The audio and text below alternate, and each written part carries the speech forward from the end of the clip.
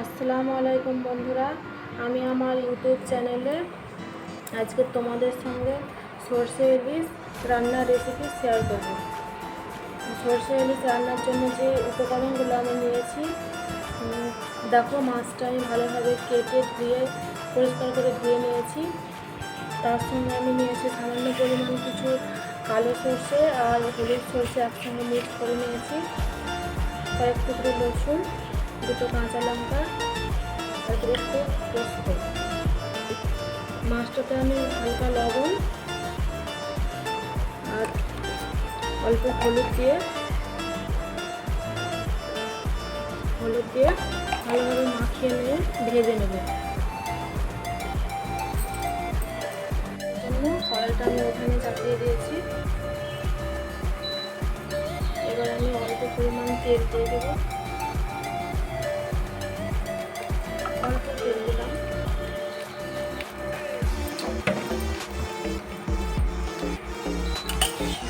ভালোভাবে গরম হলে এবার তেলটা আমার গরম হয়ে গেছে। এবার মাছগুলো এটা আমি একটা একটা করে ভেজে নেব।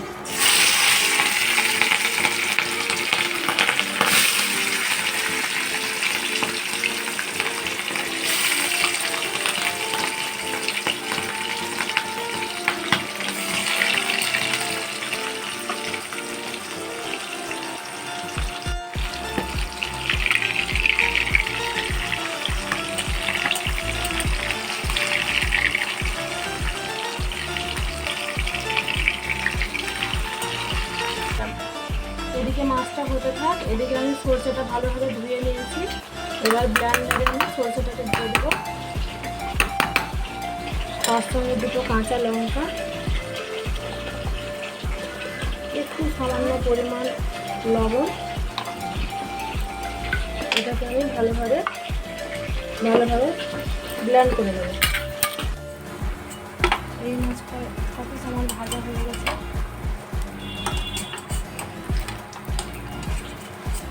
এইভাবে আমি আরও বাকি মাছগুলোকে ভেজে নেব।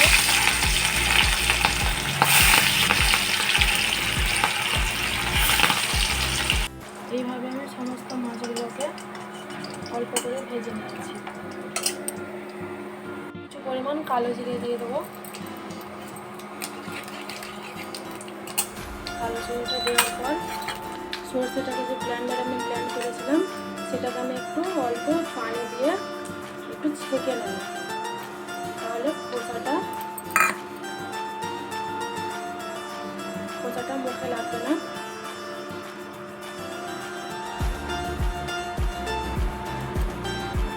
দেখুন, খোসাটা আমি ছেঁকে নিয়েছি, কতগুলো খোসা।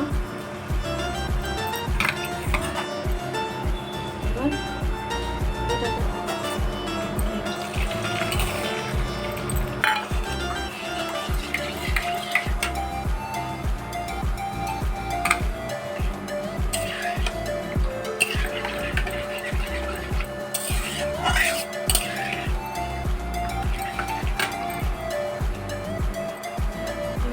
হলুদ গুঁড়ো দিয়ে দেবো।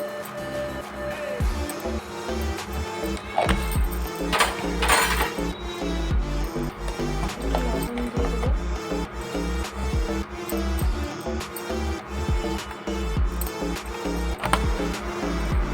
অল্প পরিমাণ লঙ্কার গুঁড়ো দেবো।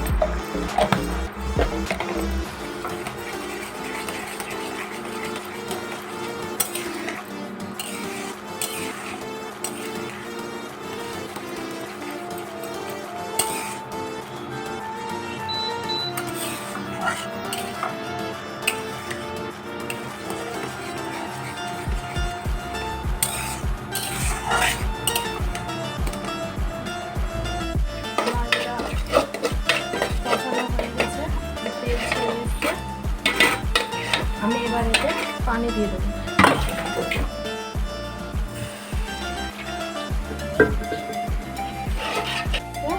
মাছগুলো একটা একটা করে আমি এর মধ্যে দিয়ে দেবো।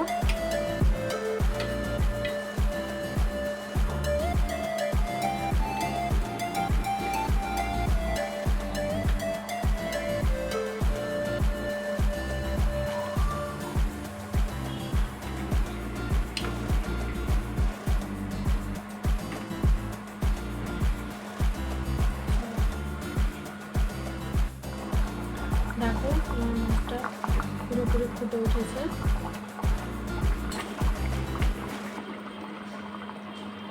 যে পোস্তটা বেটে রেখেছিলাম একটু পানি দিয়ে গুলে নিয়ে এবার আমি উপর থেকে এটাকে দিয়ে দেবো। তারপর 4টে কাঁচা লঙ্কা কেটে দিয়ে দেবো।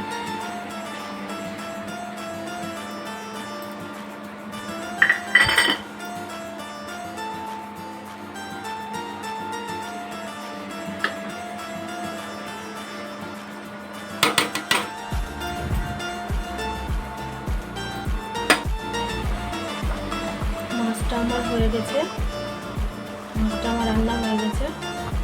এবার আমি উপর থেকে একটু জিরের গুঁড়ো দিয়ে দেবো।